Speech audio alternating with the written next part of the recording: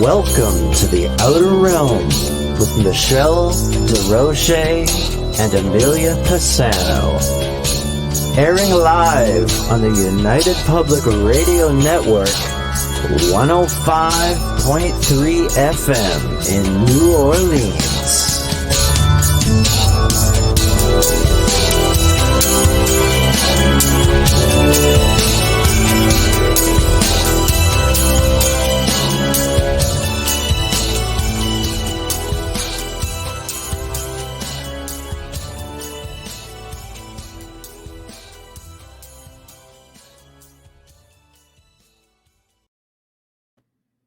Good evening, everyone. Welcome to the Thursday night segment of the Outer Realm.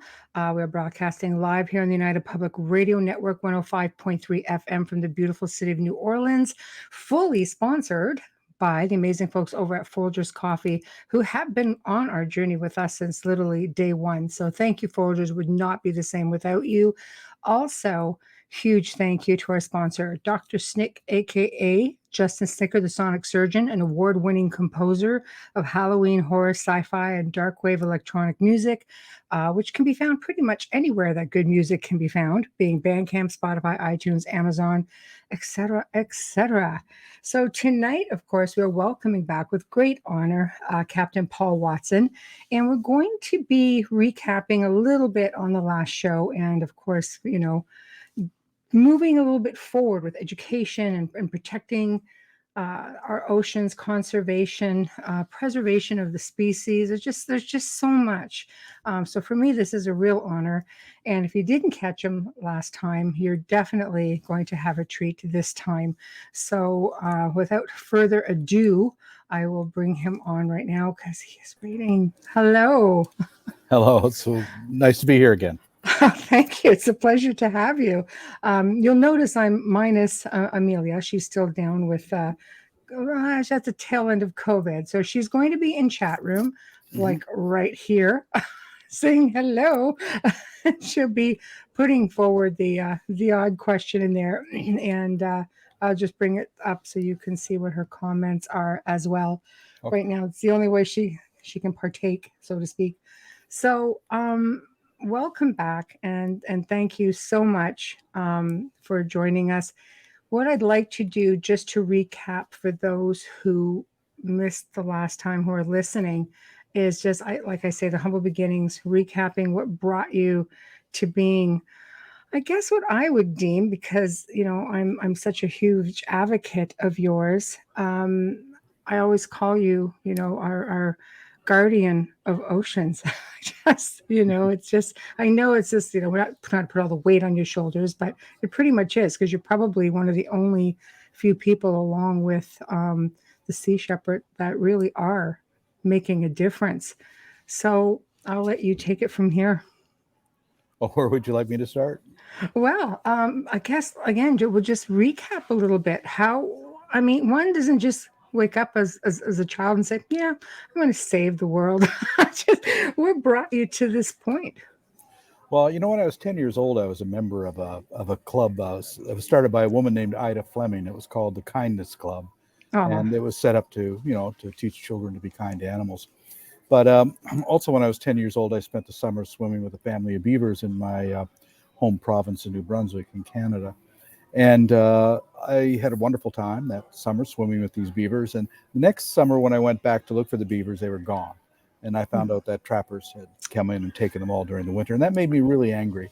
Yeah. So that winter, I began to walk the trap lines and rescue animals in the traps and to destroy the traps. Right. Later, Ida Fleming of the Kindness Club, she called me the hitman for the Kindness Club. A 10. I love it. Right.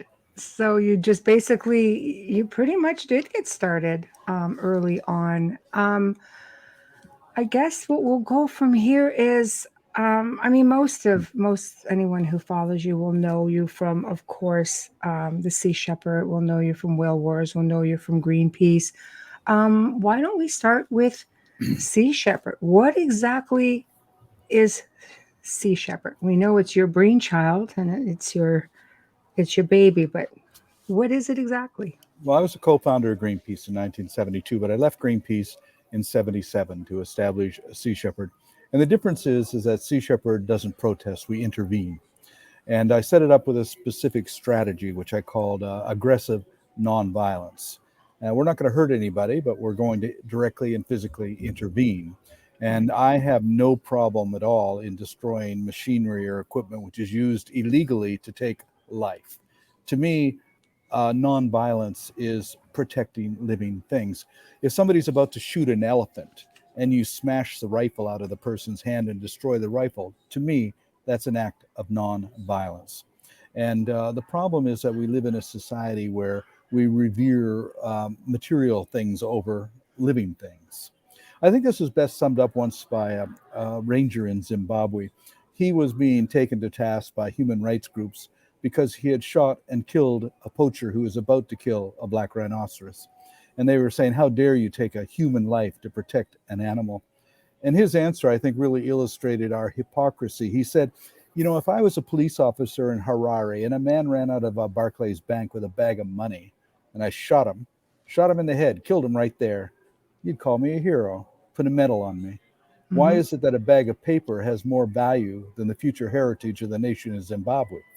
And so he really hit the nail right on the head right there. We value money, we value material possessions, but life becomes secondary to that. In fact, we exterminate billions of animals every year in the name of profits. And I think that's probably one of the most disgraceful parts of being a human being, is that our legacy of slaughter, not just of animals, but also of each other over centuries and centuries. I absolutely agree with you. So what do you think are the biggest misconceptions about you and everything that you do? Because there's lots of them out there, right? Yeah, but I don't really pay too much attention to misconceptions. I really don't care what people think. I think the best way to illustrate this is back in 1986 when we sank half of Iceland's whaling fleet. I was confronted by a former colleague in Greenpeace, and he said, I just want to let you know that what you did in Iceland was reprehensible, despicable, and you're a disgrace and an embarrassment to the entire movement. And I said, well, so? And he said, well, aren't you concerned about what people think about you? I said, no, not really. We sank those ships for the whales, so we didn't sink them for you. Find me a whale that disagreed with what we did, and I promise you we won't do it again. There you go. Well said. Well said. So basically, anybody that would deem you to be reckless, all those naysayers, it's essentially you guys have never had a loss of life. No one's ever been hurt. No, we've never killed anybody. We've never injured anybody. We've never had anybody injured, which is remarkable considering right now we have 14 ships. We've been running ships for 45 years, and we haven't lost anybody. When I was in the Norwegian Merchant Marine, we lost 3 people, just in 1 year. Wow. So industrial accidents on ships are quite common. But I think one of the reasons that we have such an unblemished record there is because, unlike professionals, amateur crews tend to be more cautious. You know, it's like that old story about the guy who, after 1,000 jumps, had jumped out of an airplane without the parachute because he just was used to jumping out of the airplane and didn't give any thought to not having the parachute. Right. And so I think that our crew, the difference between the volunteers and our crew and professionals is not only that, but also you can't pay people to take the risks and do the work that the volunteers on our ships do. Mm-hmm. That kind of passion, that kind of courage is really you can't pay people to do for that. No, it's true. No, I think that's the key right there. It is passion.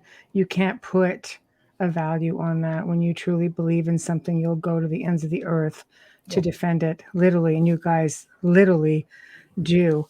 Everybody's chiming in the chat. Thank you. Bradley is a fellow New Brunswicker, also a small captain vessel. Captain, what was around the clock? Is that what his name, Bradley? Sorry.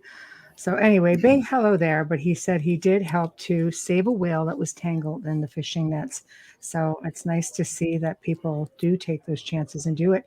I think if you were anything other than who you were with respects to how you do things and have the amount of respect that you do, you wouldn't have all of these I call them celebrity heroes, people coming forward and sitting behind the scenes and making sure, like that, because you have pretty famous names, like the Steve Irwin, I think was one of your first, wasn't it? And that was like just a well-respected man. Well, we've had a lot of celebrity supporters, and the value of that is that we live in a media culture, and Yes. celebrities carry a lot of weight. Martin Yes. Sheen once said, we don't really know much, but everybody thinks we do, so we might as well put that to good use. I And agree. so it's, for instance, I learned my lesson on this really early in 1977. We had been fighting to stop the Canadian seal hunt, and in 1977, we took Bridget Bardot out to the ice floes.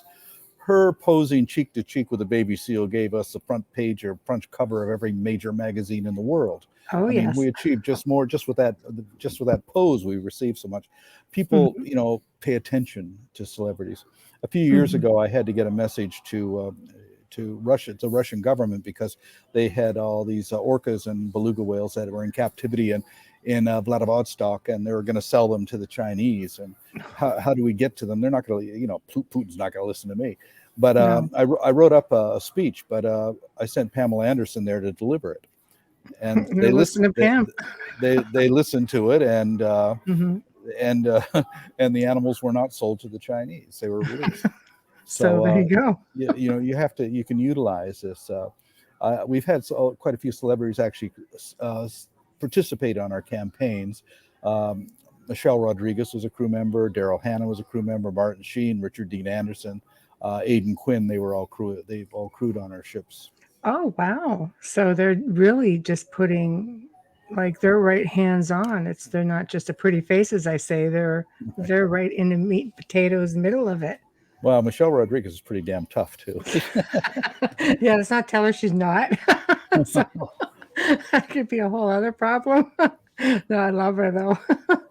So now let's just start getting into the core of everything.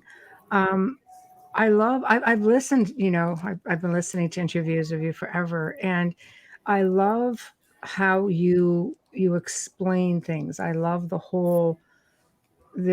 I guess the ocean as a planet. So what is the ocean to you really? Because I love your analogy of everything. Well, I think that it's really the planet ocean. We call it the Earth, but it's really the planet ocean. But what is that? People, when they think of the ocean, they think of the sea, of course. But the Yes. ocean is much more than that. It's water. It's water in continuous circulation. And sometimes it's in the sea, and sometimes it's in ice. Sometimes it's underground. Sometimes it's in the clouds. Yeah. And sometimes it's in the cells of every plant and animal on the planet. That water is flowing through all of those different mediums. So the question is, what is the ocean? The answer is we are the ocean. All living things on the planet are the ocean. And the water that's in your body right now was once, locked in ice. It was once flowing underground. It was once in the sky. It was once in the bodies of other animals and plants. And in fact, since water has no age, it was once pissed by a dinosaur. There we go. I've never quite heard that one, but I like it. But yeah, you're not wrong. You're not wrong. So when we look at another analogy, spaceship Earth, I thought was very profound the way you described that. Well, if we look at the planet as a spaceship, which is what it is really, because we're on this incredible voyage around the Milky Way galaxy, and it takes about 250 million years to orbit the galaxy, which means we've only done it 20 times. Right. But every spaceship has a life support system, and that provides us with the air we breathe and the food we eat, and regulates climate and temperature. And that life support system on spaceship Earth is run by engineers. And these engineers maintain all those systems. We humans are not engineers. We're passengers. We're having a wonderful time entertaining ourselves, amusing ourselves. But what we are doing is we're murdering engineers. We're killing them. And there's only so many of these engineers that you can kill before the machinery begins to break down and the life support system is no longer functioning. To give you one example, there's one group of plants on this planet called phytoplankton, a lot of microscopic small little plants that live in the ocean. These plants produce 70% of the oxygen in the air that we breathe. Now, since 1950, there's been a 40% diminishment in phytoplankton populations in the sea. And that is going to cause some severe problems. And the reality is, if phytoplankton disappears from the ocean, we die. We don't live on this planet without phytoplankton. It is absolutely a necessity to have phytoplankton producing that oxygen. Yes, oxygen is produced by trees and Amazonia and places like that, but only 30%. 70% comes from phytoplankton. And so there's so many species that are so important to our survival. Bees and worms and insects, all of these species that take care of all of these problems, a lot of the problems that we cause. And we have to look on them as sharing this planet with us and contributing to it. And also have to humble ourselves and recognize that a lot of them are far more important than we are.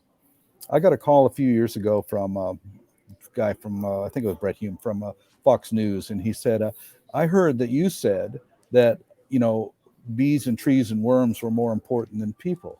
Did you say something like that? I said, yeah, I said exactly that. He said, how can you say something so outrageous as to say bees and trees and worms and fish and everything are more important than people?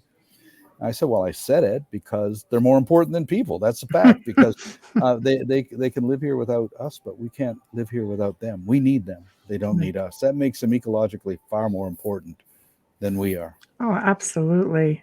Absolutely. I find it, I always find it fascinating that people are not, I guess as educated isn't really, probably the best way to put it. I really think that's something that people just feel self-entitled. I don't know, but it never ceases to amaze me how difficult it is to get people involved in certain things. And marine preservation and conservation just seems to be something that's so far removed from most people, yet it is so important.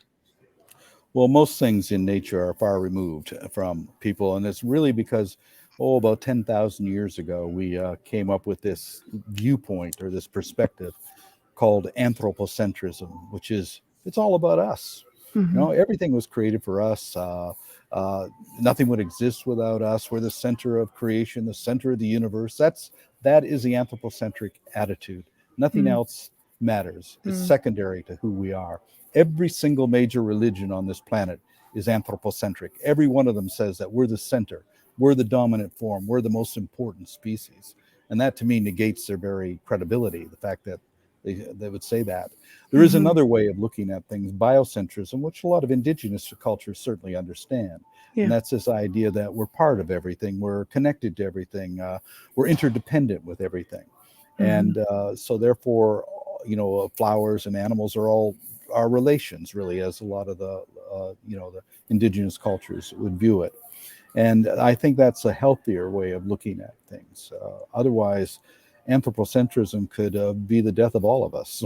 Right. Yeah, no kidding. So, well, I mean, before we get into, I guess, the full education of everything, as I always say, the human race, as part of this planet, the global race, are we losing the battle, do you think? Are we in too deep? Have we gone too far? What's your thoughts on that? Well, I don't really worry about the future. Right. Because we have no power over the future. We only have power over the present. So what we do in the present will define what the future will be. That's where we have to focus all our energies, our imagination, our courage, our passion in directing the issues in the present. And we'll see how that turns out. But I think that to be a conservationist, you have to understand that what we do today will determine what the world will be like 1,000 years from now, 1,000,000 years from now. And that's how much of an impact that we're going to have. So, but unfortunately, in an anthropocentric society, most people don't look ahead more than 10 years, to after they graduate or after the next election or actually the next fiscal year, that kind of thing. Not many people really look ahead that far. And, what kind of world is this going to be now in 2050, 2075?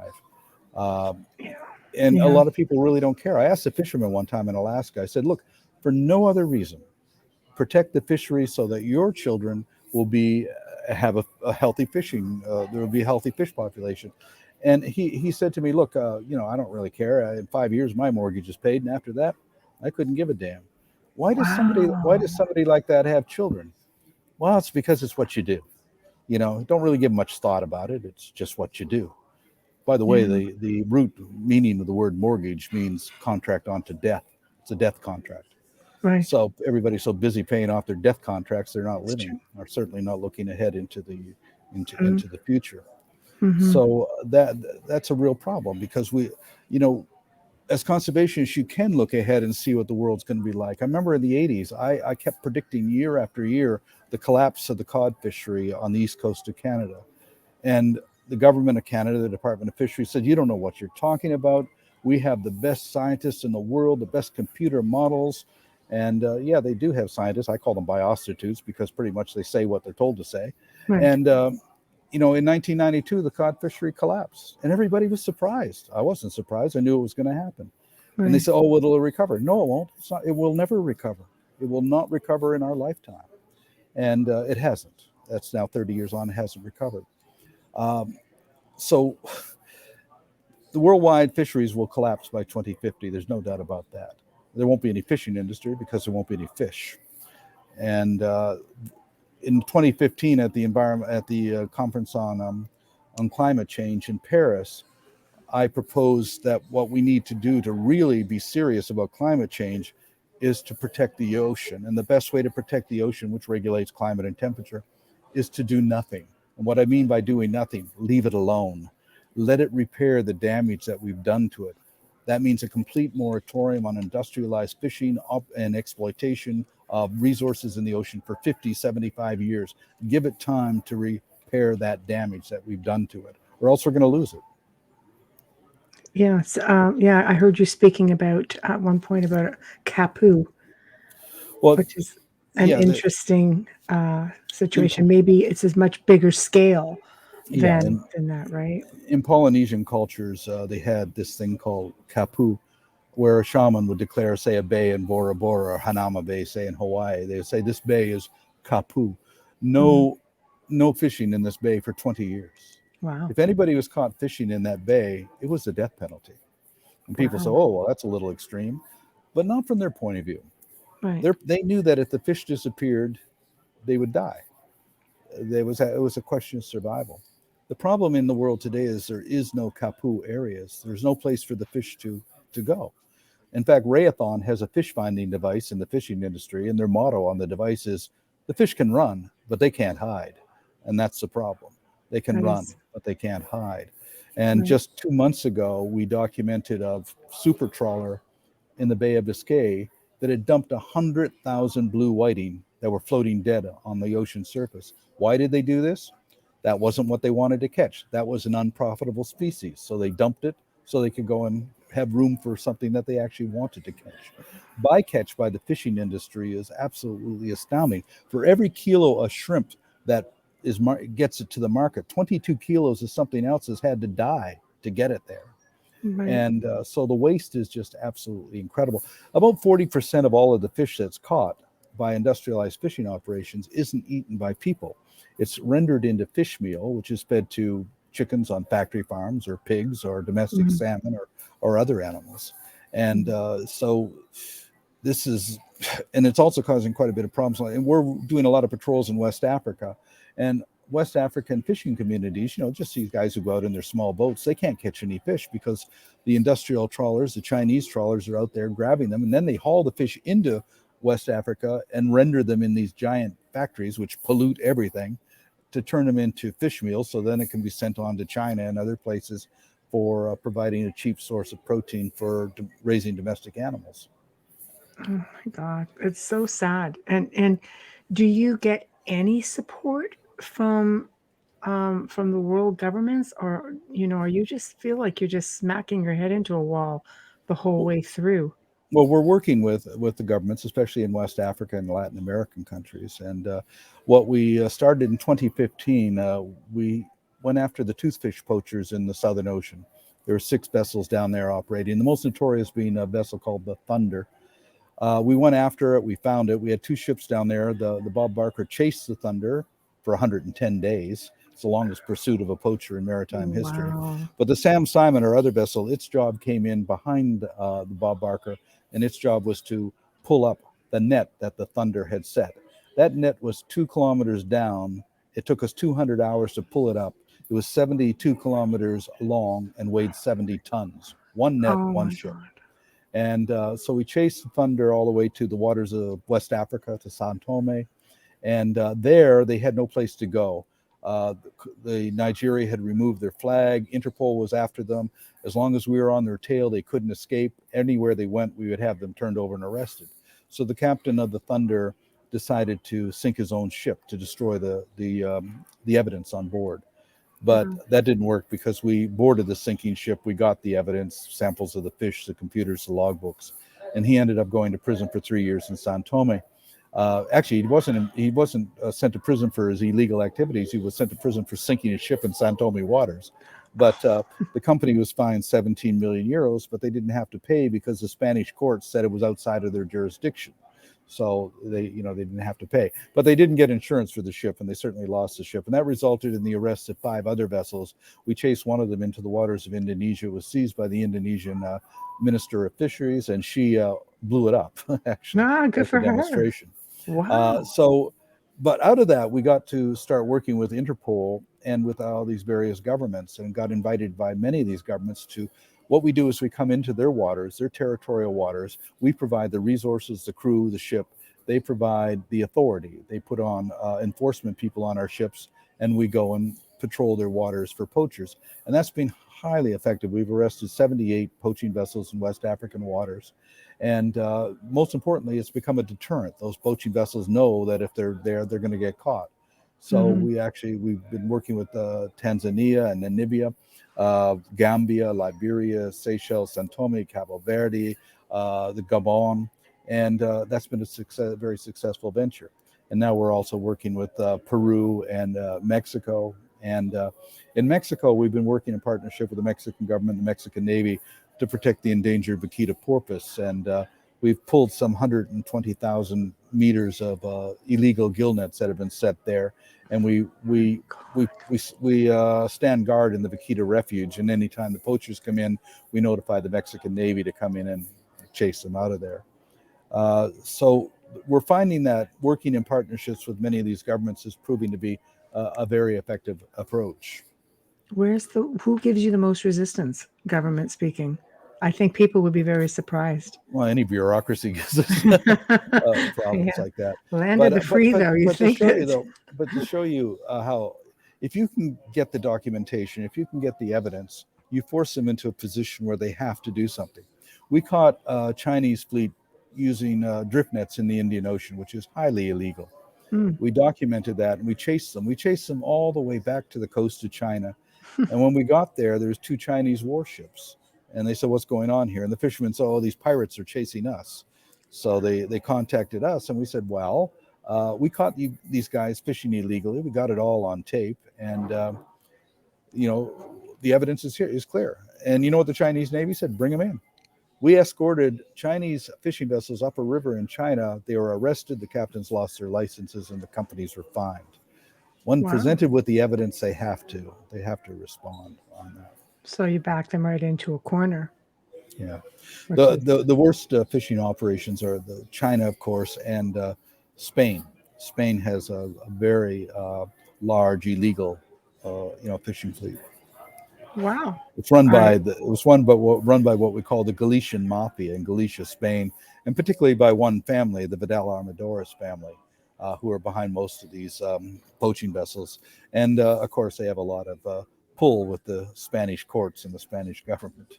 Of course. So essentially, the other problem is that about $76 billion every year is spent worldwide to subsidize industrialized fishing. It doesn't make any money. It exists only because of these subsidies.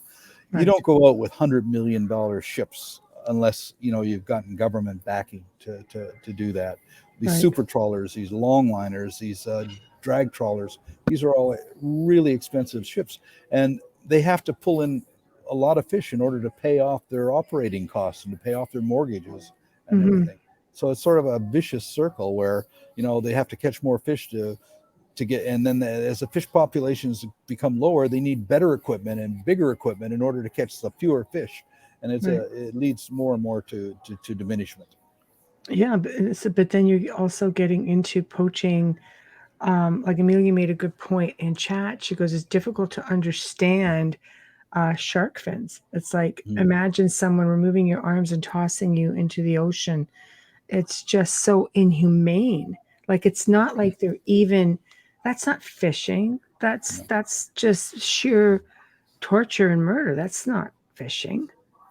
I know it's we kill about 75 to 90 million sharks every year, and we view the shark as this incredible monster. The average number of people killed by sharks every year is about 5, and usually it's a mistaken identity. But in comparison, we kill 75 to 90 million of them. So who's really the monster here? And people are so terrified of sharks, but for no reason. In fact, it's more dangerous to play golf than it is to swim in the ocean. When you consider that hundreds of millions of people go into the ocean every single day, and the average number of people killed is 5, then you can see just how ridiculous that is. It's more dangerous to play golf because more people die on golf courses every year from bee stings and lightning strikes than are killed by sharks in the ocean. In fact, more people die from soda pop machines falling on them every year than are killed by sharks. That's an average of 9. Wow, that's funny. I mean, it is. It's not, but so, we somehow demonize the shark, but dogs and horses kill more people. Hippopotamuses, crocodiles, they kill all more people than sharks do. And usually shark attacks are mistaken identity because, unfortunately, surfers on their surfboards look like seals from down below. And if you notice a lot in many of these cases, they bite, but they don't eat the surfer or the swimmer. They just take the bite and then they're off. Occasionally it does happen, but normally it's just a case of mistaken identity, really. As surfer, the world's most famous surfer, Kelly Slater, said, well, if you're afraid of sharks, well, just stay out of the ocean. Right. Right. Which would be a shame because there's just so few like species on average that are aggressive. The great white, well, it's a big boy right there. You want to get the heck out of its way. Great white sharks are pretty much harmless. That's not where your shark are they really? See, that's where look, the shark it's educational. So they just look big and bad. Yeah, we have video of people swimming alongside great white sharks. Wow. But when you put yourself in a cage, then you throw blood in the water, and of course then everything goes crazy, and then they film it for all that dramatic effect on that. But it's really is. Sharks are not the killing machines that they're depicted to be. I think Rob Stewart did a wonderful job when he made the film Sharkwater to illustrate just how valuable sharks are. Sharks are an apex predator in the ocean, and without them, the ecology of marine ecosystems would be radically altered. Every fish in the ocean, its shape, its camouflage, its speed has been molded through evolution because of the behavior of sharks. Wow. And also, here's an interesting thing. The 3 places in the world where shark attacks do happen frequently are Queensland, West Australia, and La Reunion Island in the Indian Ocean.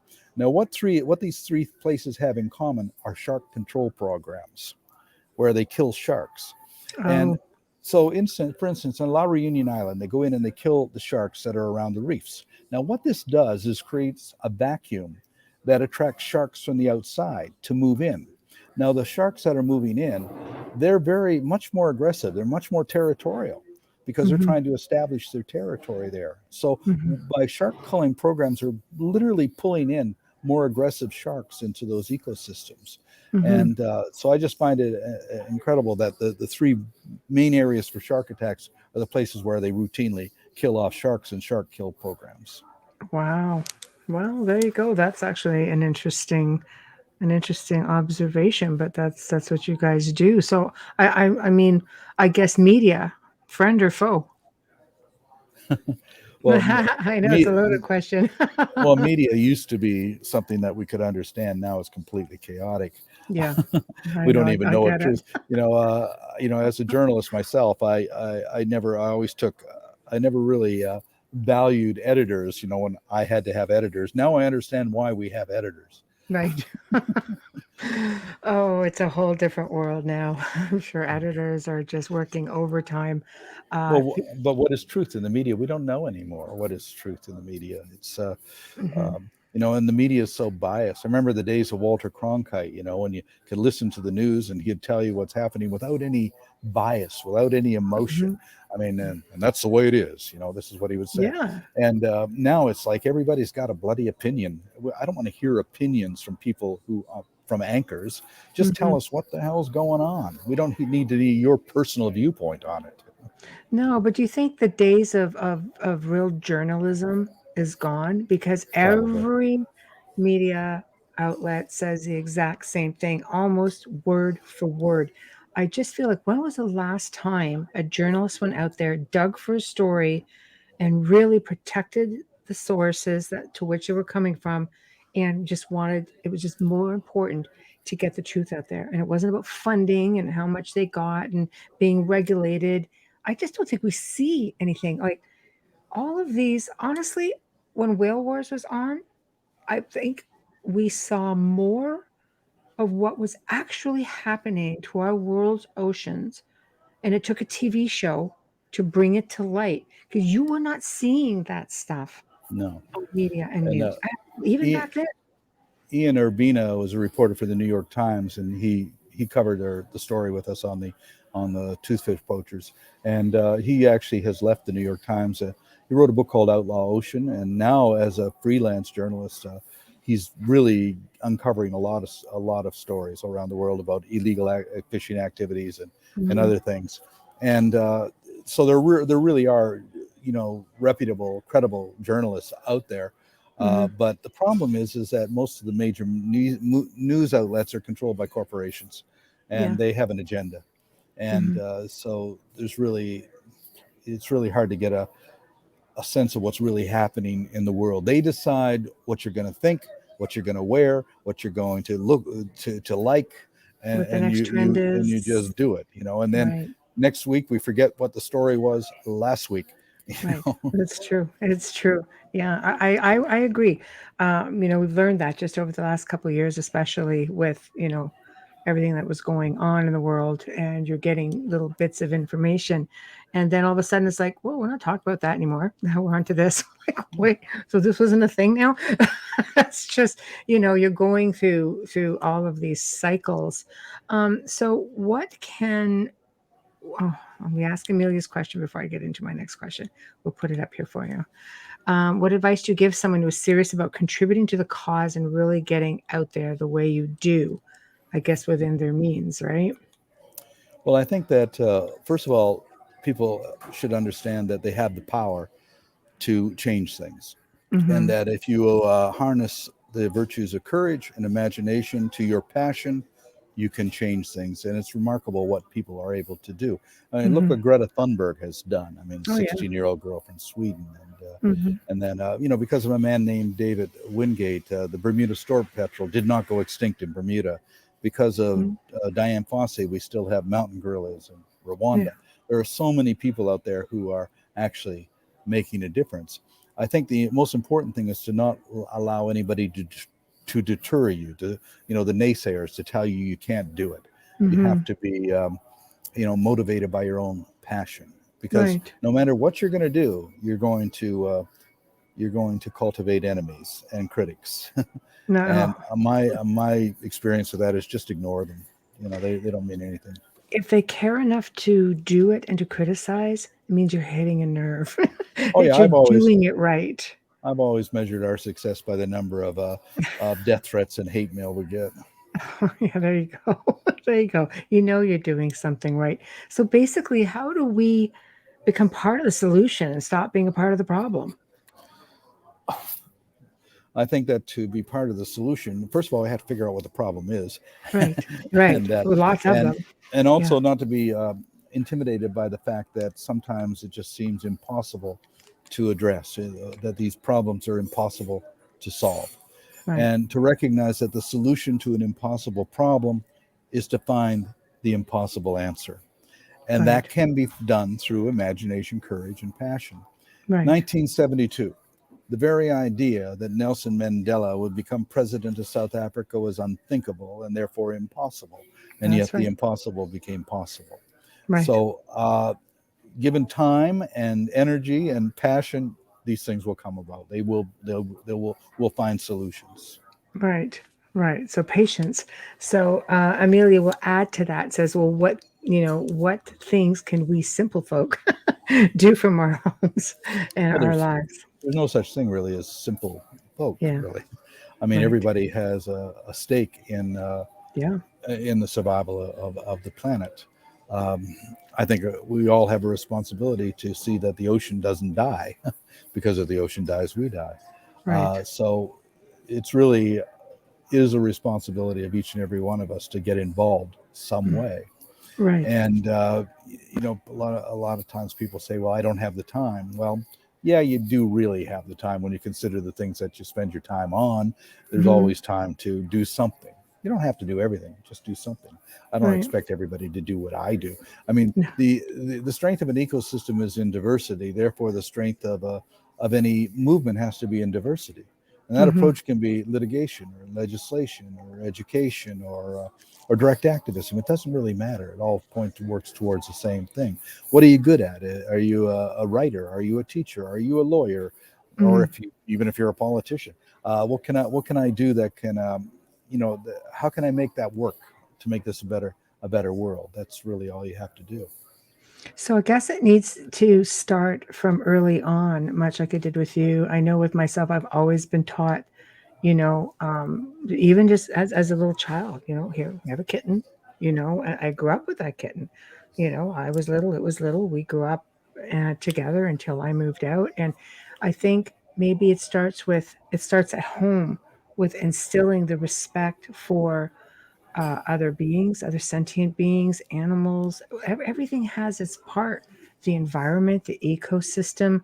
I was taught to respect all that, and I grew up with a very healthy respect and love for it. And I've Mhm. always made a point of educating myself the best way that I can. Do you think that should start there with we as parents?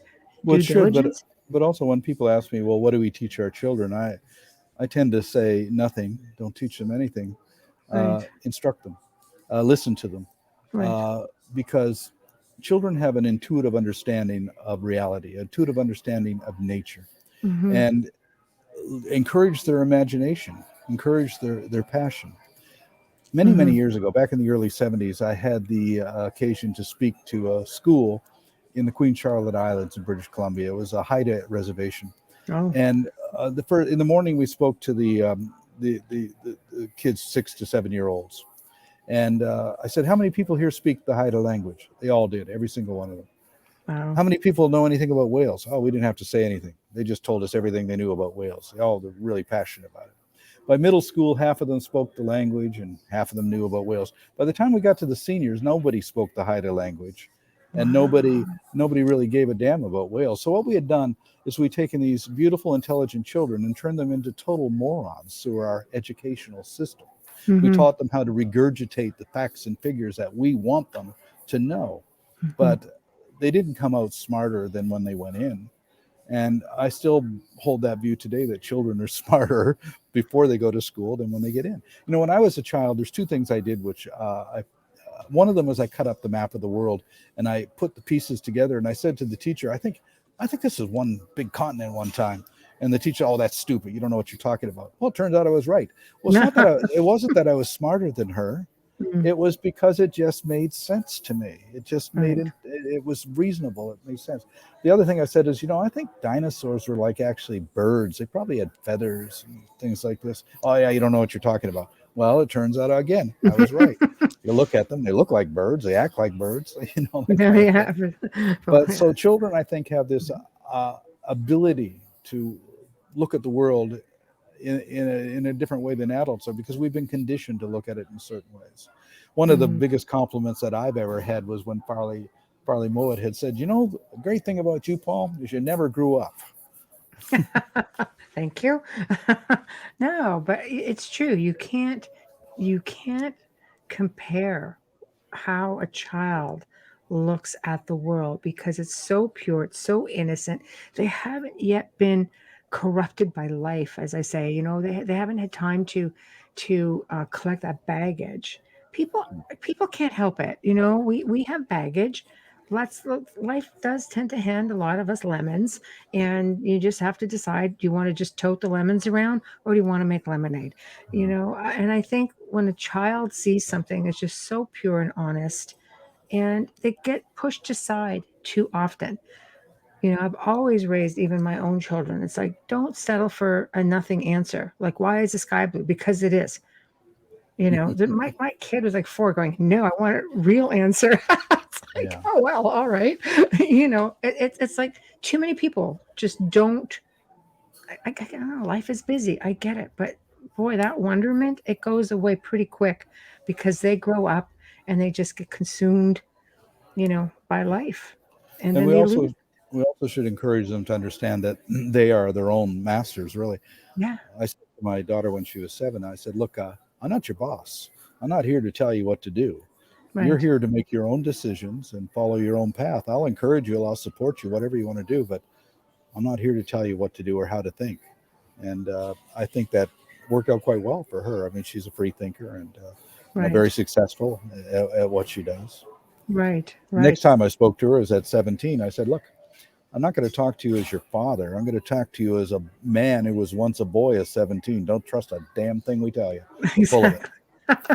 Exactly. And try not to get married till you're 30. And That's she made it to 29. Hey, that's close. That's close. She was almost there. No, I think it is great. People will say, well, you shouldn't, your children, you should be friends. You should be a parent. I'm like, what? Why not? Why can't you be friends? Children don't want to listen to the parents necessarily, but they will listen to their friends, on an average, and they do respect that.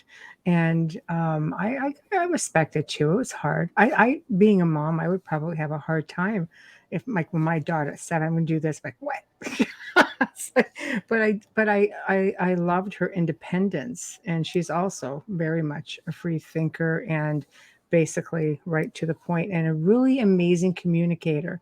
And I think if you give them that space, boy, they'll just go the limit with it, So again, so it starts. I don't know. Do you think it should be part of the educational system if it starts early enough, and if the educational system really put emphasis on the ecosystem, not just not just a little basic stuff, but I mean really. Do you think if we started that right now, do you think that would pave the way for a better future for our oceans? Well, I think it's important also to, for children to get out and experience the natural world. One of the most amazing experiments that I had was a friend of mine was with the Student Conservation Society. It's back in the 70s. And they would take children from the inner city out into the mountains in Washington State and, to experience. So what happened is that for 2 weeks, he had taken all of these mentally, challenged children, who had, problems and that were just not as coherent, I suppose you would say, as Right. other people. And they'd bring them out there and he'd teach them all these things about how to pitch a tent, how to make a fire, do these things like that. Then 2 weeks later, he would bring in these kids from the inner cities who tended to be, very arrogant and, wise guy type people. Right. And the first thing they did is start making fun of the other children who were there, because the mentally challenged ones. And till they realized that these kids knew how to do things like make a fire, pitch a tent and everything. And they didn't know what the hell they were doing. So Right. they actually gained a lot of respect for the Right. fact that these kids could too. And they ended up with those kids teaching those inner city kids about how to, live out in nature. Right. And so those are the kind of experiences I think that are really quite valuable. Mm-hmm. No, absolutely. And I do think it's important to get children who are from the cities and that out into the wilderness to experience that firsthand. Yeah, I agree. I'm going to put this comment up only because the Waldorf schools, I don't know if you've heard of the Waldorf schools, but they do foster close relationship with the child with nature. They believe that nature makes children happier. I agree with this. Christina, my daughter, was definitely a student of the Waldorf school. Their second language was German, which I thought was very interesting. They didn't teach French like most here in Canada. And the things that my daughter could do very early on. I mean, she was sewing and making beeswax candles in like kindergarten, basically. And the healthy respect that they had for nature, and just how they would go out and they were planting and working in the gardens, like in kindergarten. This Mm-hmm. is stuff that, I mean, you don't see things like that. There's just, No. I think they had the right idea of nurturing. They believed that a child's mind developed at a certain stage, and they did everything to nurture that mind at that stage. And boy, and she's a nature lover, Well, my son, who's 5, has spent a year at Waldorf too. Oh, So excellent. Nice. Yeah. Yeah. And how was that for him? Did he enjoy that? he likes it. Yeah. Yeah. Oh, I love it. I love it. To me, it's every little bit. Some kids, like my son, was just like, this is boring. I don't want to learn how to sew. I get it. You're athletic little type. I understand. We can work with that, But no, it's a great start. There are solutions out there. So I'm going to basically talk about funding a little bit right now. So, with all of these people in the world with a teens amount of finances, who are all fighting to be the first in space exploration. I want to live on Mars. And I'm thinking, but we have this amazing planet with oceans that have only been explored like this, that we have this amazing planet, amazing water, all these species, beautiful clean air that has so much potential. That has to make you just crazy. It makes me crazy, and I'm not involved in its conservation the way you are. Well, I don't know why anybody wants to go to Mars. They don't want to live in Antarctica, and Mars is a hell of a lot more hostile Elon than Musk. Antarctica. It's more hostile than Antarctica. But I think what it is that is people just wanting to achieve things that are like seemingly impossible. I understand the drive to do it, but it doesn't make a lot of sense when that energy should be put towards making this a better planet. Let's protect the planet Earth. Then we can go out and explore the solar system. But really, what's the point of destroying one planet while you're searching for another one? Mm-hmm. And that probably 1,000 years from now, we might be in a position where we're intelligent enough to actually do something like that. But right now, I don't see us that we're that intelligent, because we're laying waste to our own front yard right now. No, it's true. I don't know. I would find deep sea exploration completely just as fascinating to me as exploring space. It is. My only concern about that is that a lot of the exploration is in the search for manganese nodules and what can we mine from the bottom Not of the quite ocean. what I had in mind, but I'm just more fascinated by how you have these species of different fish and such that live down there, that grow to these gargantuan sizes because they're left alone. They're just so magnificent in their own right. It's like, how would you not want to learn more about that? It's fascinating. It's true, and there's so much that we don't know. There's so much about all life on this planet that we don't know. There's probably millions of species that we haven't even discovered yet, or know what their purpose is. Right. What do they contribute to the running of the planet, that kind of thing. Mm-hmm. I mean, we're just now discovering that trees communicate with each other. Yes. Through fungal systems and things like this. That we're discovering that dolphins actually have first names for each other. There's so much left to discover. I think one day we'll be able to communicate with whales and dolphins using computers, because their minds are pretty much like computers. Mm-hmm. And I don't know if we really want to hear what they have to say, because it'll probably be rather embarrassing, considering what we've done to them. Yeah. I agree with you. I can get back to the whole dolphin thing in a minute. I had found something really interesting recently. But for Amelia, what are your thoughts on the blue whales that have been recently spotted? Can their species survive? Well, blue whales are doing really quite well. I mean, they were very close to being wiped out back in the 50s. and 60s, but they've been protected ever since. And they're, I would say their numbers are like 20, 30, 40,000 maybe. There's a lot of blue whales. They're not the problem. Right. The whales that are really threatened are the bowhead whales, are down to, less than 1,000. Well, let me see what other ones. The right whales that are threatened by fishing lines and everything along the eastern coast of the United States. They're the threatened whales right there. And a lot of the dolphins, like the vaquita, the porpoise in Mexico, in fact, the Irrawaddy dolphin just went extinct this week, actually. We have a program in the Amazon to protect the river dolphins there. These dolphins, these river dolphins and everything, are probably the most threatened of cetaceans on the planet right now. But again, last year we discovered a species. Our vessel, the Martin Sheen, was doing research off of west coast of Mexico and discovered a new species of beaked whale. And I was completely astounded. I didn't think we could actually discover a new species of whale, but we did. Wow. Yeah. Wow. For how long? So I guess that brings me to my next question. Can we talk about the species that have been lost and which are on the verge if we don't do something?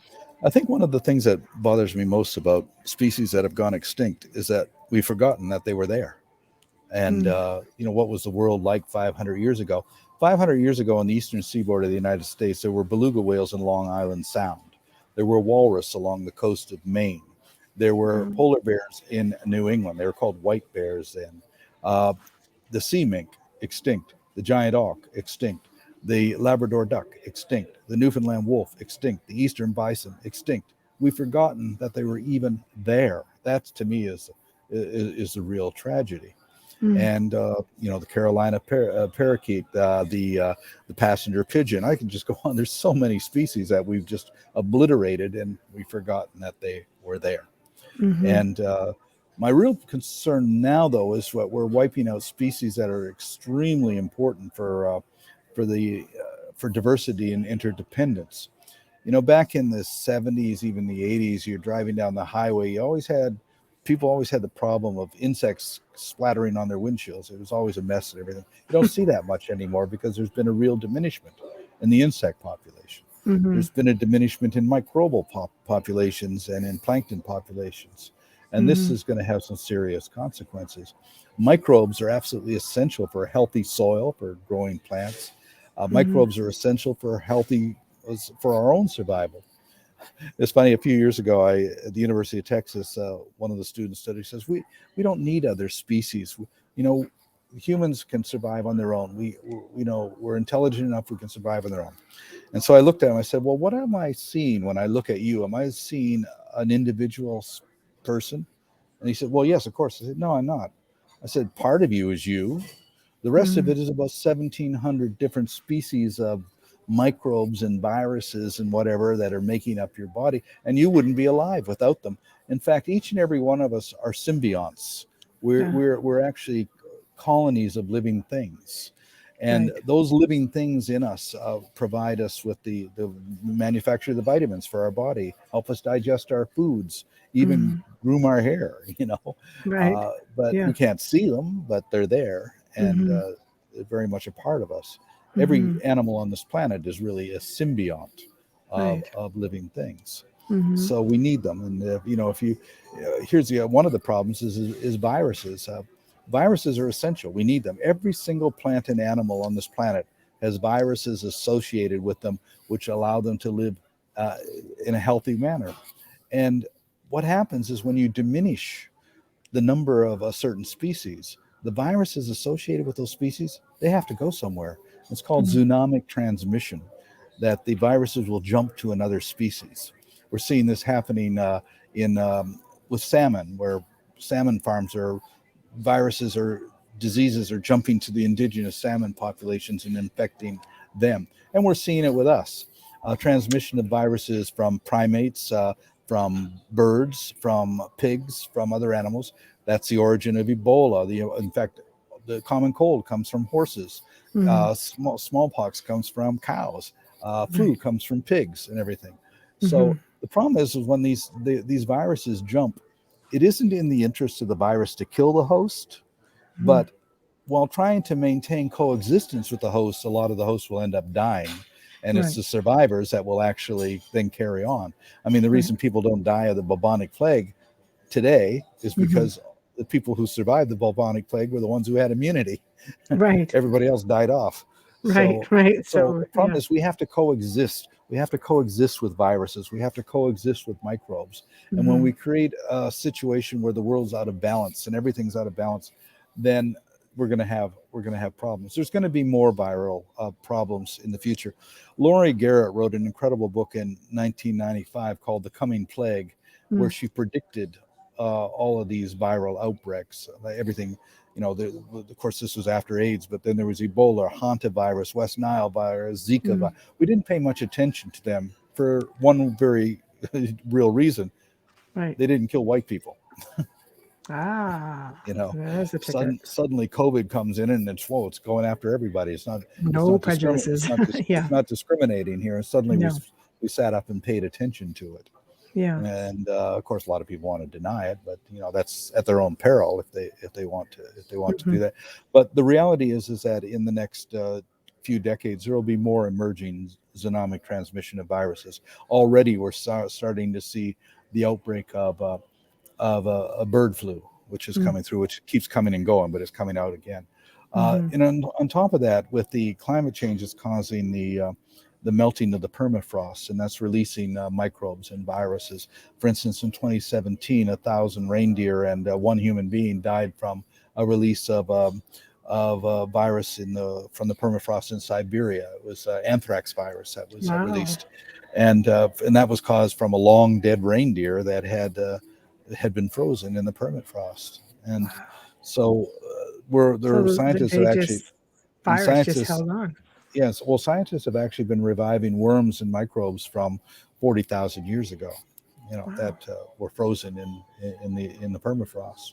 And not only the release of the melting of the permafrost also has another real problem, is that it releases huge amounts of methane, and which is probably a more insidious greenhouse gas than CO2.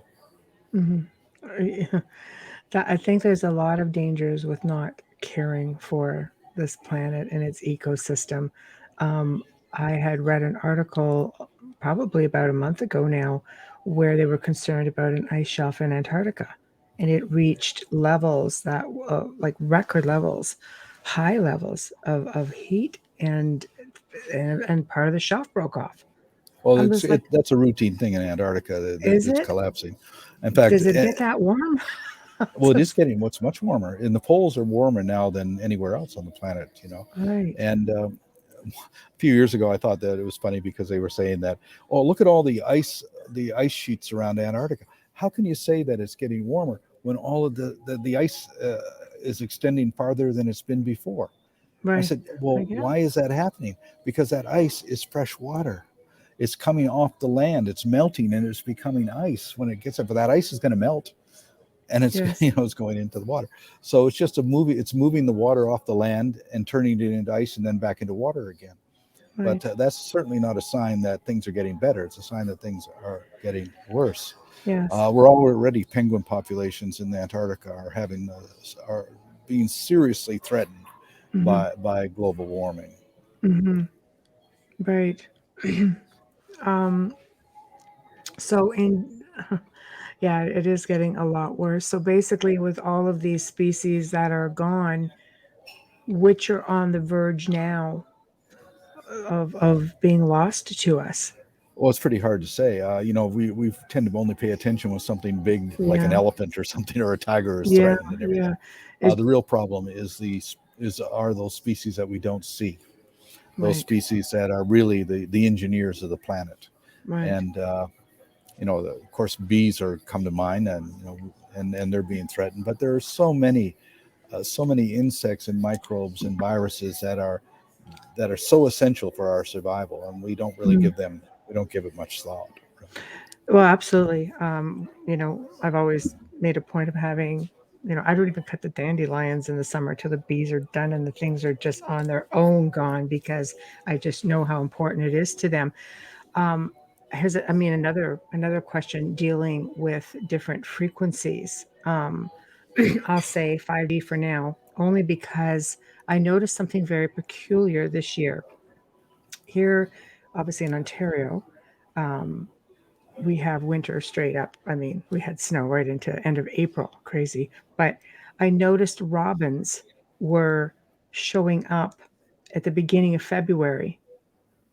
I noticed that animals are just doing strange things. I noticed that we've been getting bees coming into the house and they're just messed right up. It's strange because this is not stuff that I've seen. A robin's not going to survive coming here in at the beginning of February with snow and ice on the ground, and we were going through all these ice storms. And so, with that being said, with frequency was where I was going with it.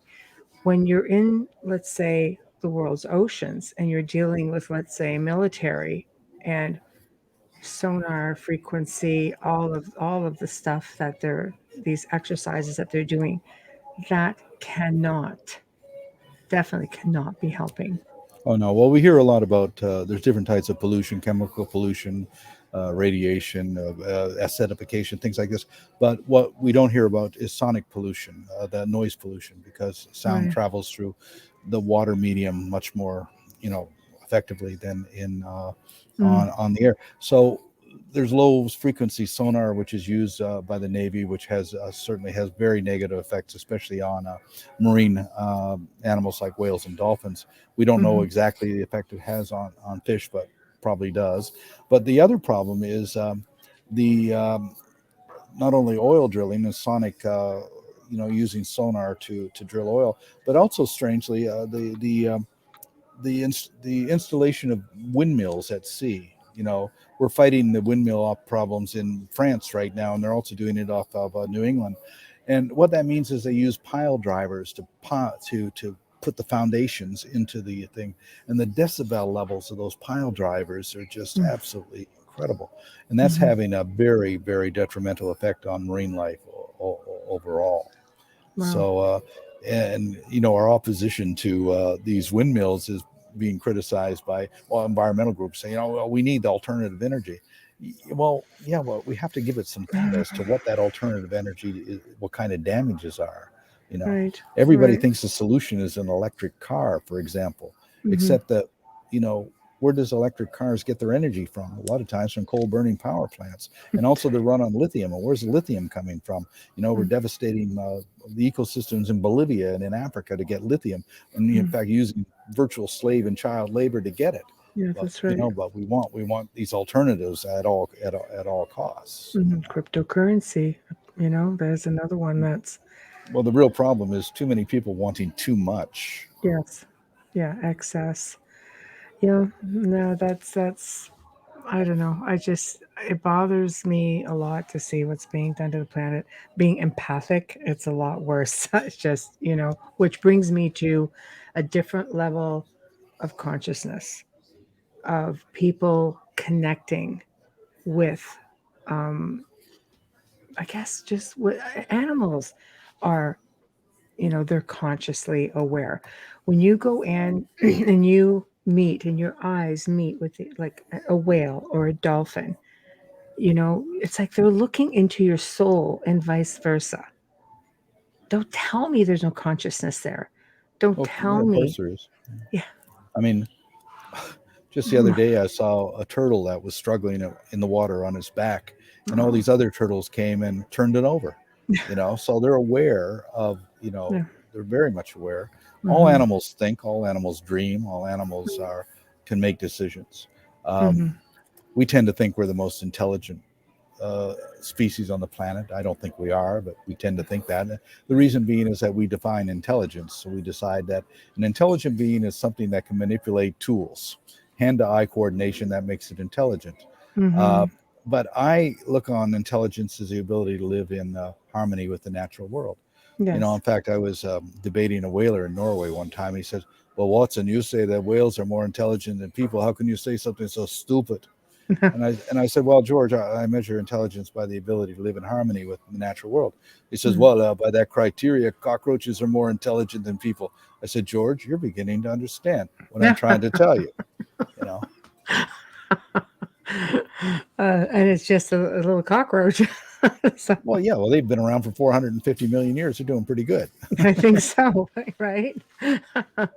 I find it fascinating, and again with whales and with dolphins and their communicative skills.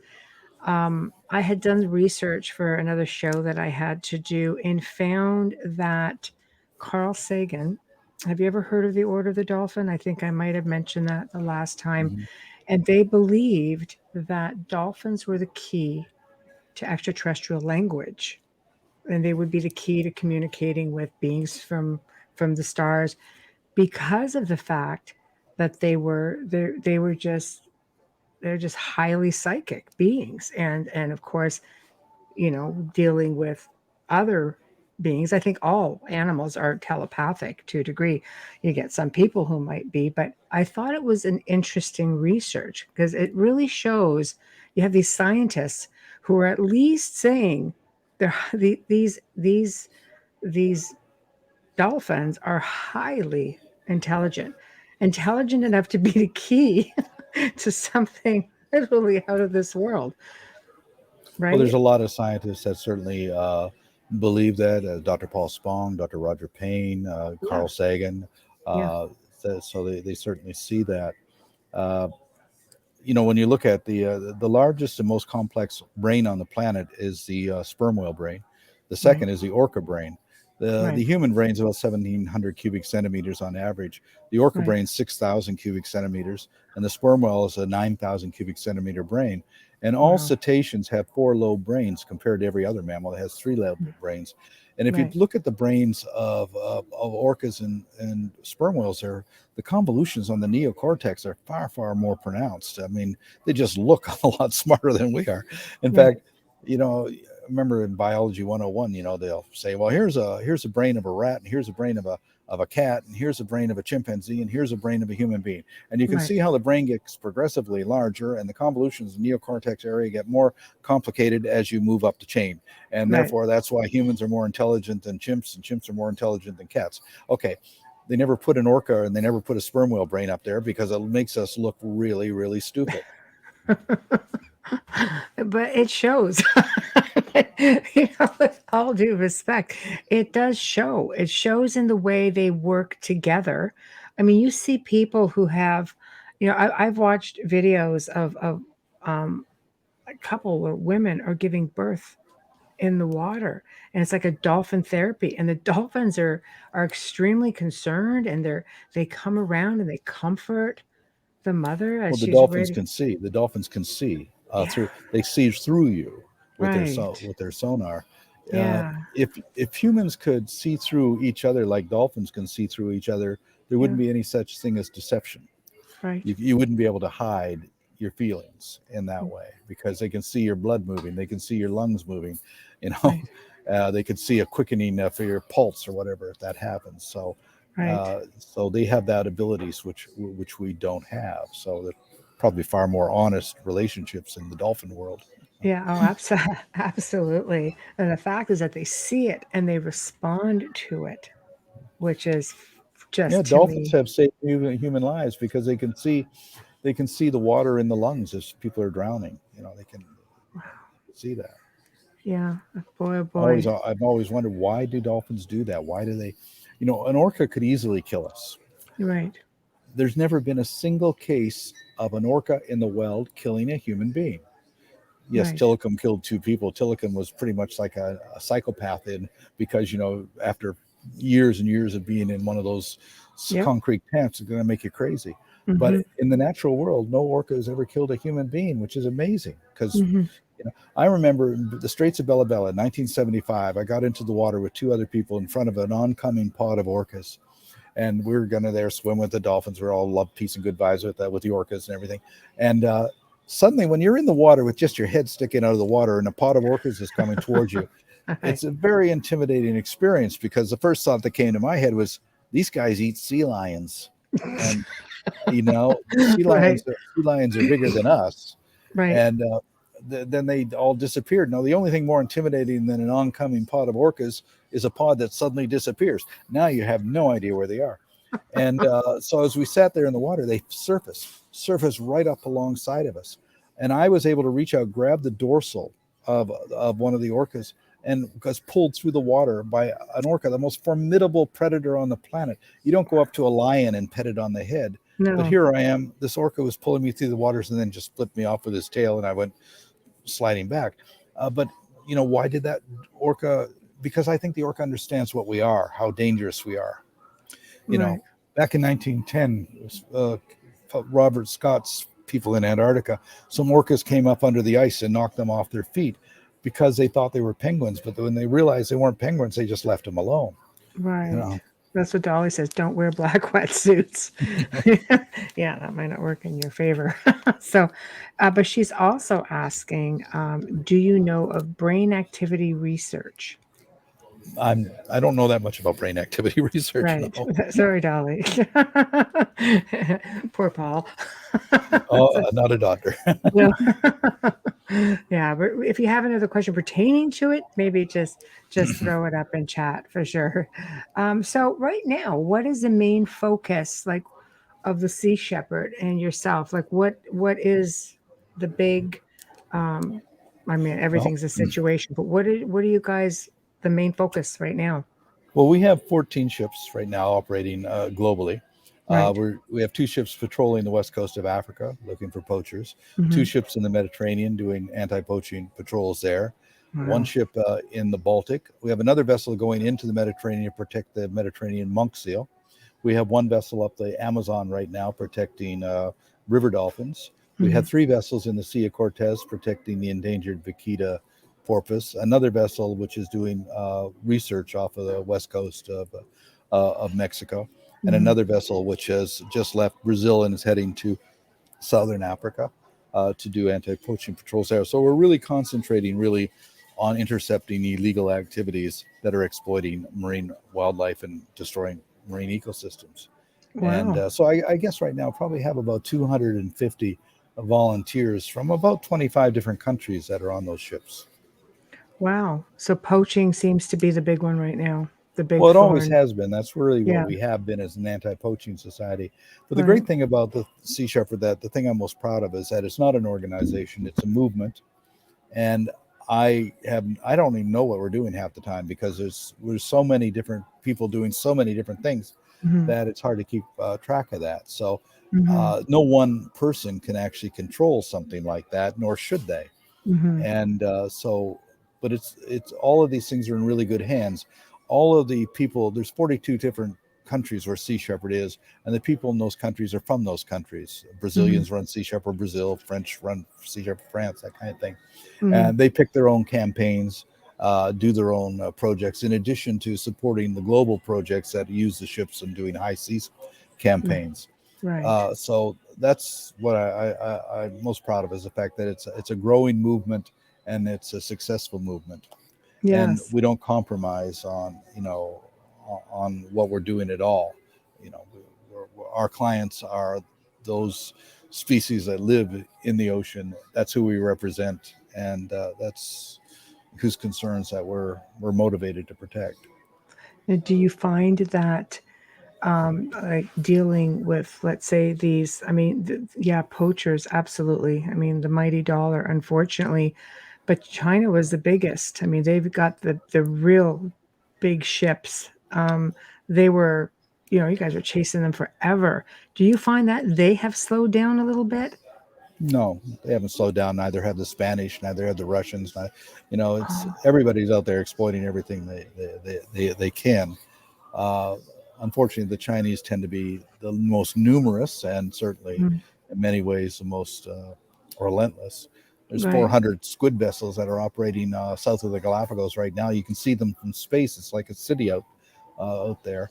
We've gone in and we've intercepted and gotten a lot of evidence on their illegal activities. But who do you report to that they can actually do anything about it?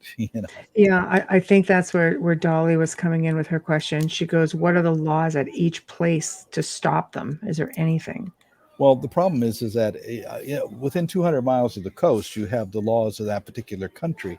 And you can, sometimes those are enforced, sometimes they're not. But outside of the 200-mile limit, it's the Wild West. There are no laws. There are laws, but nobody enforces them. So if there's no enforcement, there's effectively no laws. We operate outside of the 200-mile limit under the guidance of the UN World Charter for Nature that allows for NGOs, individuals, and even states to uphold international conservation law. Mm-hmm. But for the most part, people say, well, how do you get away with the things you do out there? Well, for the same reason they get away with what they're doing out there. Right. Because there is no laws. Right. So, Dolly, put the poor man on the spot again. How about guns? It's like... Well, we don't carry guns, but actually we do carry people who do carry guns. There we go. Depending on the government, for instance, when we're operating in Gabon, as soldiers from Gabon come on board, or Liberia, or in Mexico, it's the Mexican Navy. The people that we work with have the authority to enforce. We don't have that authority to enforce. We can only assist in the enforcement by providing ships and volunteers and things like that. But we have no actual authority ourselves. Mm-hmm. And I don't want to carry guns. I don't want to shoot anybody. So, no. You got a good track record on that. But that's the best we get. Outside of the 200-mile limit, we do aggressively intervene, but we've never had to use guns. We do have like deterrent weapons like water cannons and stink bombs and sometimes paintball guns and things like that. But nothing that's going to cause any real injury to any of the people that we're opposing. Right, just aggravate. In fact, strangely, we've actually saved the lives of fishermen out there that we've encountered. We had one guy who had a swordfish went right through his leg, and it was about to get gangrenous, and we got him off and took care of that. We've set the number of broken legs from people at the time. Mm-hmm. We actually rescued a number of people from a sinking ship off of Liberia last year. Some people died, unfortunately. Unfortunately, most of the children on that died, but we did rescue some of the people on there. Yeah. Oh, I imagine you see all kinds of different things at sea. It's just a whole world in itself. Hey, Howie, how does Paul feel that the next place we will colonize is the sea? And should it be? I'm going to add to that question. Well, I'd rather people not colonize the sea, actually. Yeah. But world population pressure might force that to happen. Right. And of course, it's sea levels rising. It might have no choice, but yeah. Oh, then your job's going to get a lot bigger. The real problem is you have countries like Palau and the Marshall Islands and Kiribati.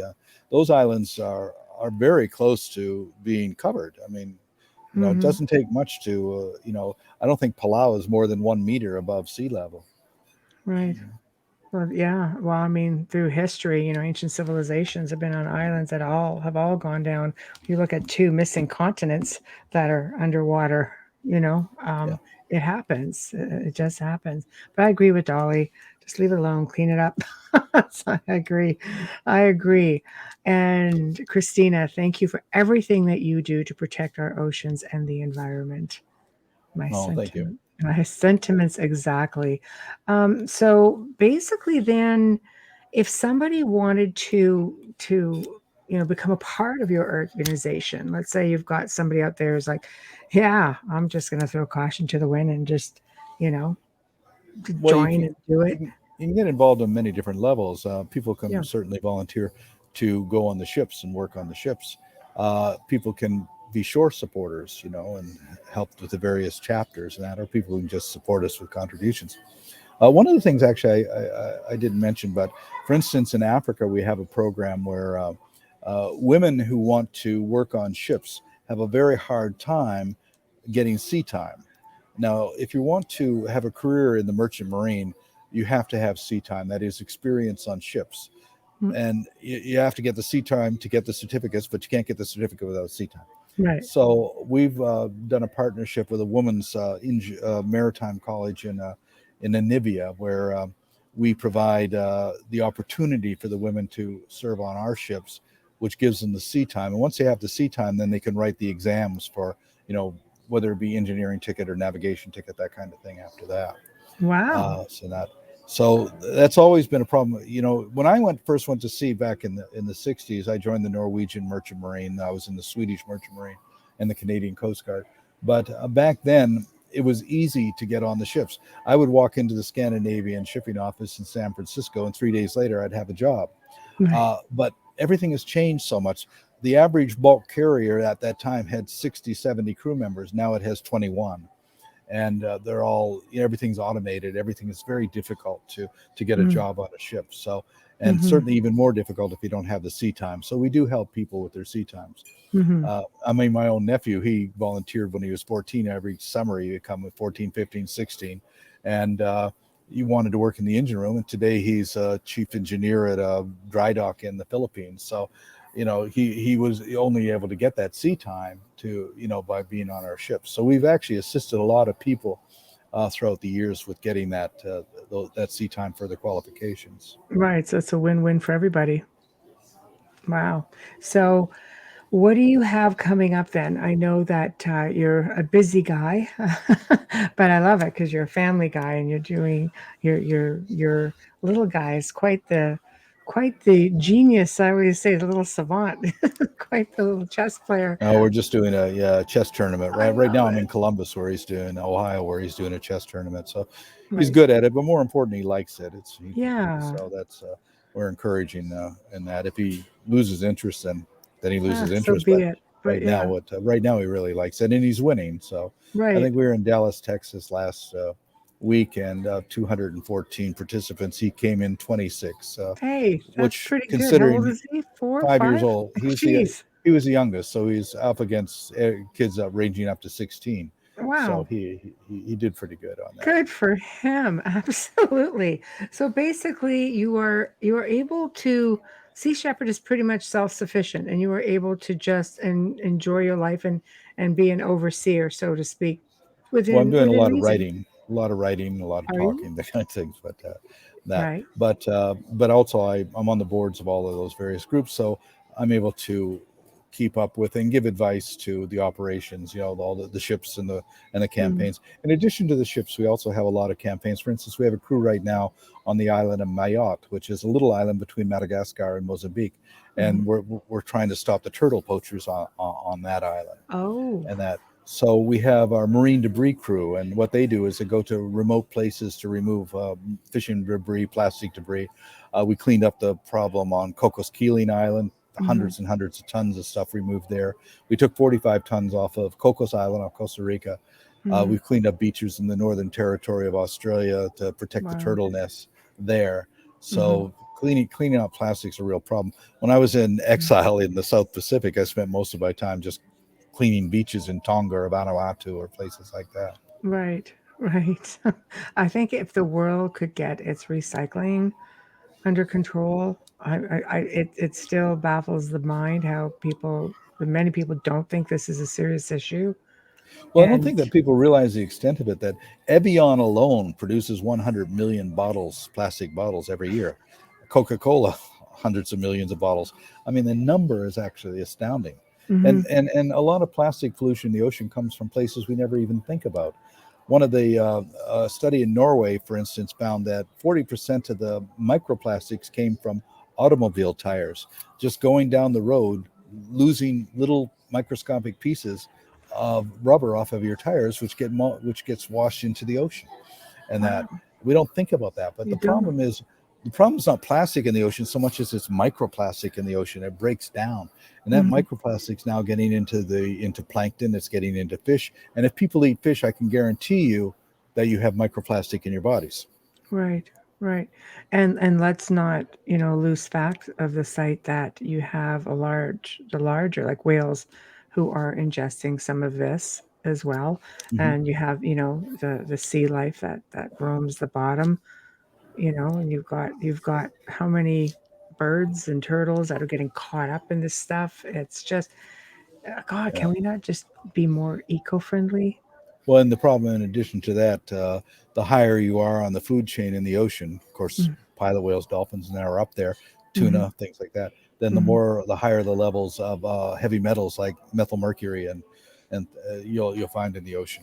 Mm-hmm. One of the reasons I didn't mention, one of the reasons for the diminishment of phytoplankton in the ocean, where it's been a 40% diminishment since 1950, is because phytoplankton needs certain things to survive, like fertilizer, really, which is primarily nitrogen, iron, and magnesium. And they get that from the feces of marine mammals and seabirds and fish. So when Right. you diminish the numbers of cetaceans, the number of seabirds, then you diminish the nutrient supply to the phytoplankton. Whales are literally the farmers of the ocean.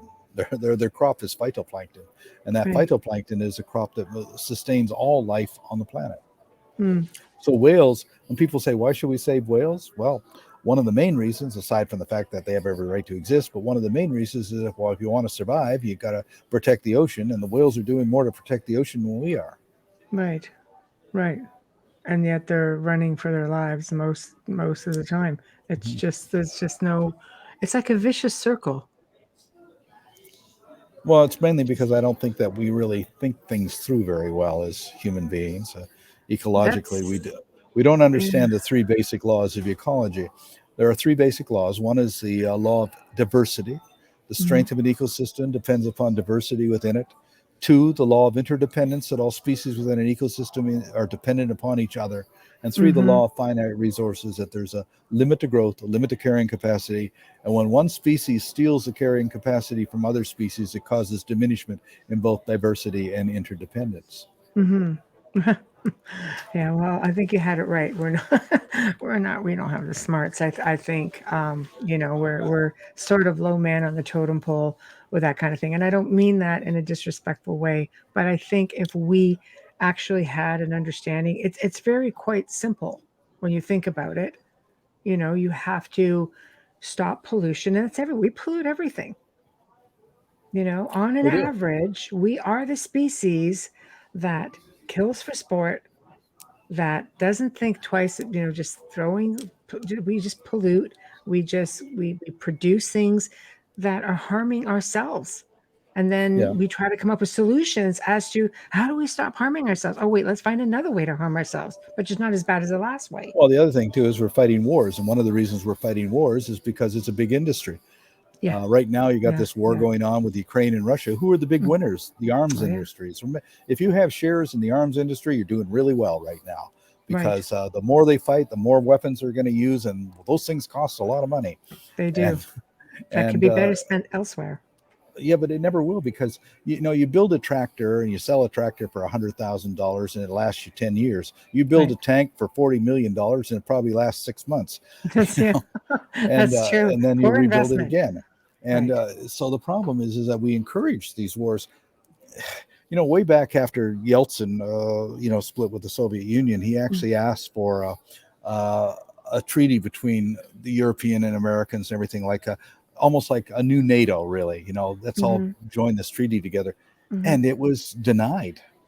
Why was it denied? We need war. If you don't have war, you're not going to be able to sell weapons. If we're not going Mhm. to sell weapons, then the economy is going to suffer, Right. and War everything. has The war machine has been something that's gone on since almost like over the last 2,000 years. Right. War has just been there. If I have to read one more time about war, I mean, there are never any winners, never, ever, No, there isn't. except And for those who are lining their pockets. the other thing that bothers me lately is that every time I see people, okay, a Russian ship is sunken, people are killed, and Russian tanks are blown up. These are people that are dying, and everybody's cheering them on. I know.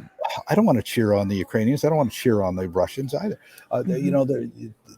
There are people from all sides who are dying on this, and I don't think Hmm. people actually understand Hmm. that there are real people dying on both sides of this thing.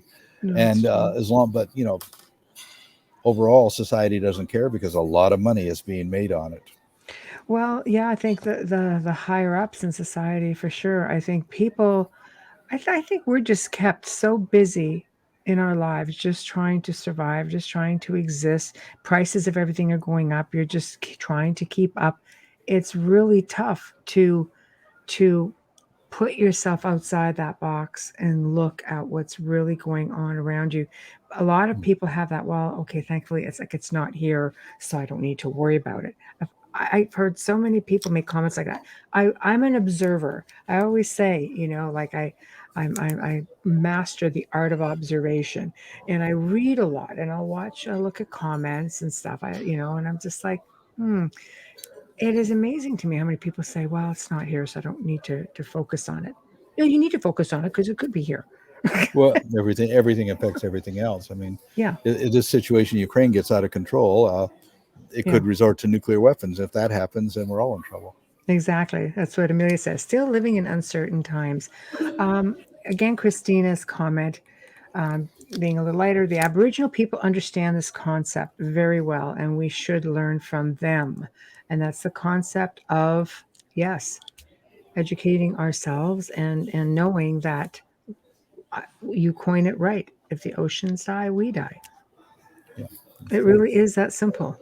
It really is that simple. Yeah. When you say it, I think people just kind of go, oh, you're just being melodramatic. I'm like, no, pretty much that's how it is. Again, and I think it comes down to education.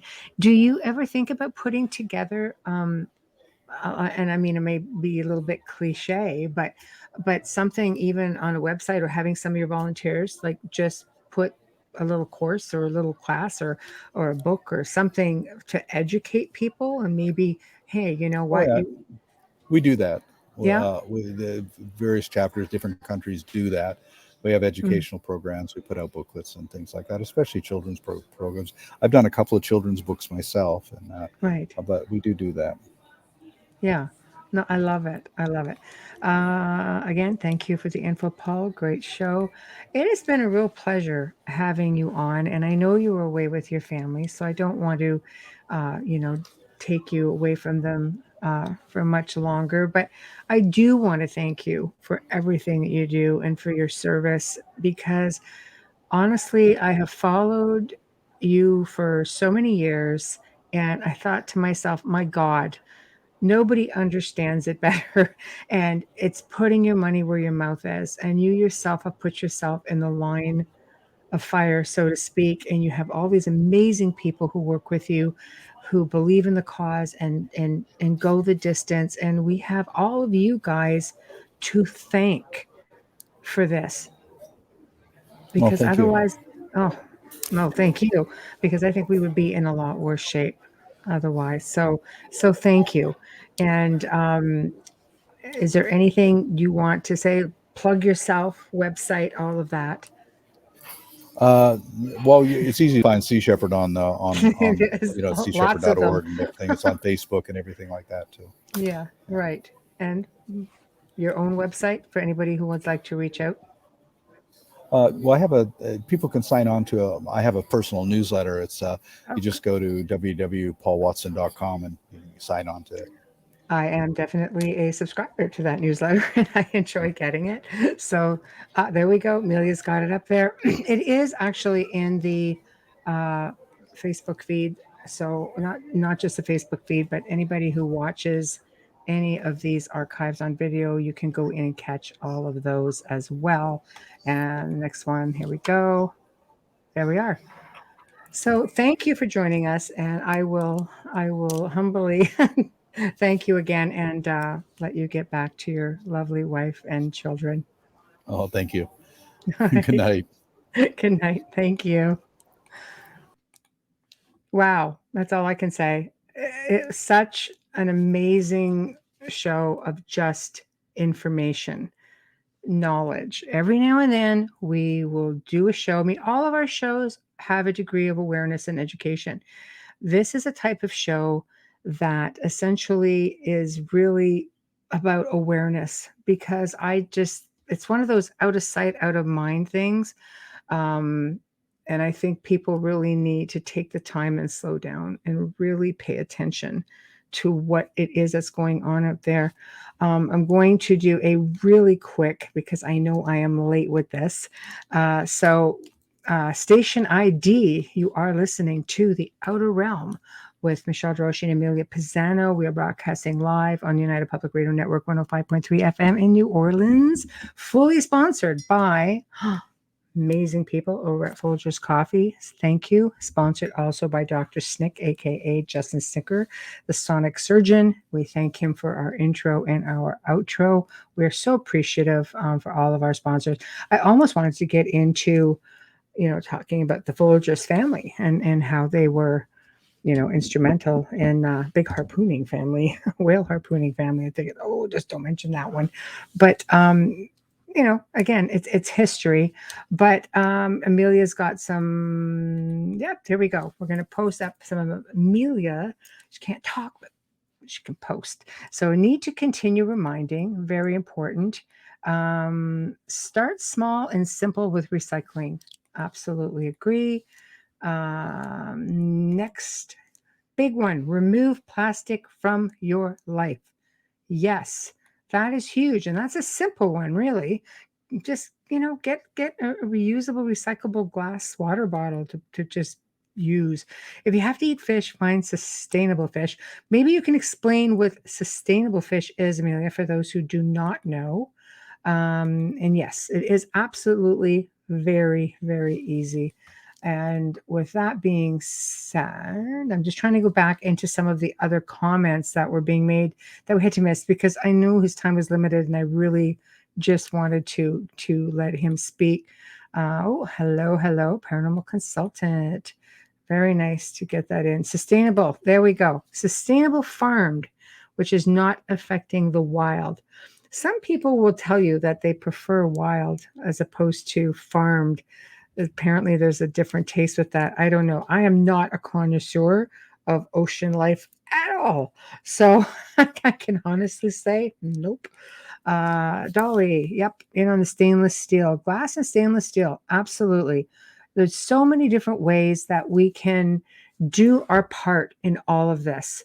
And I was so honored to be sitting across from Captain Paul Watson, because honestly, he's just so knowledgeable.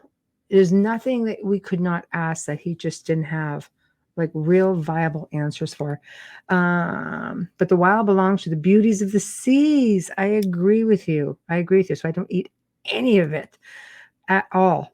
I'm just, the ocean for me is something that I remember being probably about 11 or 12. And I thought to myself, I wanted to be an oceanographer. I'm thinking my sea legs weren't too good at that time, but I wanted to be an oceanographer. And I took it upon myself, even at that age, to go to the library and get books and learn everything I could about all different species of sharks and whales and other ocean wildlife. I never ended up being an oceanographer, but the point is I still took that time, even at that age, to educate myself. It's really not tough. If you want to do something, find ways to raise funds for them to continue their work. Absolutely. But you can also do things within your own community. You can go out and clean up beaches, clean up the parks. Just, it doesn't have to be for an organization. It can be for yourself and your own community, your own families. The sign of being a researcher, I think so. God, it's all I do now. But, do it for your own communities. I believe in giving back to your community in one form or another. And I've participated in donating my time on so many different levels. And I think with Captain Paul Watson and Sea Shepherd, yes, primarily about oceans. But like he said, and I was really happy to hear him say, but we go and we clean up beaches and we clean up habitats and we assist. So, if you can do something like that, it makes a difference, because you have wildlife all around you. Seriously. And I mean, believe me when I tell you, they really need the help. If you live by the water, especially, just clean up. What you said with the dolphins' language being the key. Yes. Communicating with other beings. I'll tell you that the Order of the Dolphin, if you just look it up, Carl Sagan is just one of the researchers who works on that. And they truly believed that how the dolphins communicated would be the key to communing with extraterrestrials. Reason being, I can give you two examples. Joe and I were talking about this one time, and he made mention one time of a craft coming in over the water, and then all of a sudden, all these dolphins congregated underneath the craft, and they started to communicate. And if you remember, I think it was Star Trek, the fourth film that they did. I think it was the fourth. I could be wrong, where they had the two humpback whales and they were coming in and ET was trying to communicate with them, but they were extinct. So they were waiting for a response and they weren't getting it. And they were concerned about, about the planet. So they had to go back in time and they had to get two humpback whales and bring them back and put them in the oceans to basically begin again.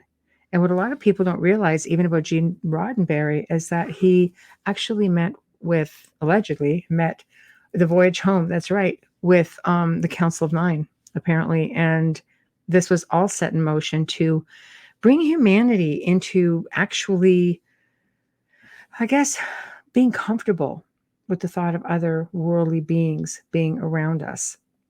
Not so far out of it, if you think about it. But dolphins definitely are. They definitely are the key. I truly believe it. Dolly says, take burlap bags. They drain water, use them to collect garbage, and small nets. Yep. I'm definitely on board with that. That's a great idea. It's not one I would have thought of. So yeah, The Voyage Home. I remember that one. Great film. But I don't know, guys. I think it really doesn't take a whole lot. And here, we'll put these websites back up again. paulwatson.com and seashepherd.org. Now, the Sea Shepherd, there's lots of them. I follow them pretty much everywhere that I see them, to try to give them that support. And again, this show, doing our part. I've had so many guests say to me that this show and what Amelia and I do is providing a platform to raise awareness on many, many different levels. I think a lot of different podcasts are like that. It's not just us. I'm just very fortunate to have known some pretty amazing people, in my 2 decades in my field, and that all reaches out. It branches out. It's like a spider web. It really does just go out. And if you take the time to research things and topics, you end up coming across people. And some of these people, they educate us just as much as they educate everybody else. We don't go in here thinking, oh yeah, we know all this. We don't. Even the whole great white thing tonight, I was the first to say, I did not know that. Big misconception. That was completely enlightening to me. So, it's just don't take it all face value. Shark Water, great documentary. There you go. That's another good one. All right. Facebook.com Sharkwater, and go check that out, people. But with that being said, we are pretty much coming up to the end of the segment. And oh my gosh, it was really a great show. Yeah, she says Paul's also in this one. So go check it out, guys. Sharkwater. On Facebook. Man, big thank you to Captain Paul Watson. And just, it did fly by, Amelia, absolutely. Question after question, you just want to know everything. And he was very gracious with his time. It was the second time on the show. So many tech issues the first time. And we made sure this time to make a point of doing a sound check beforehand. And it just went off without a hitch. So thank you, Captain Paul Watson. Again, and thank you for everything that you do. You have devoted your life to doing exactly what you're doing now, and your legacy has grown, I don't know how many fold, but it will continue on. This is never going away. This is indeed a movement, and this movement will continue on. Lovers or haters, it makes no difference. It's not about the people. It is about those you are helping, and it's those who cannot help themselves. So thank you. Again, big thank you to Folgers Coffee for being amazing and being a part of our journey since day one. Big thank you to Dr. Snick again, Justin Snicker, for the intro, the outro. Please remember to stop by our YouTube pages for the network: International Public Radio, UFO Paranormal Radio, UFO Gods and Extraterrestrials. Bam! Said it. Not even thinking about it. While you're there, head on over to Facebook on the Outer Realm and show Amelia and I some love. Yeah, just give a little subscribe there. Like us up. If you want to see a specific guest or topic on the show, or you have a story to tell, please only at the outer realm contact at gmail.com. It's the outer realm contact at gmail.com. That is all that we can respond to. All of this messenger and all of this social media is just too overwhelming for me. There's just too much. So you will get a response. Might take a bit of time, but usually I can be right on it.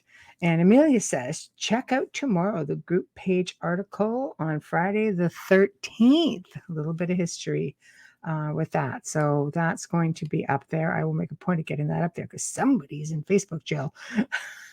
So next week, wow, we've got like quite the lineup. So be prepared. Dolly, I think you're going to love this one. Wednesday night, for the very first time, we have Dr. Joseph Burks, and he's going to be discussing ETs, CE5 contact, yep, and so much more. He's just really, really versed, and I was truly like aghast when he messaged, was like, what? You want to be on this show? Yes. So it was awesome.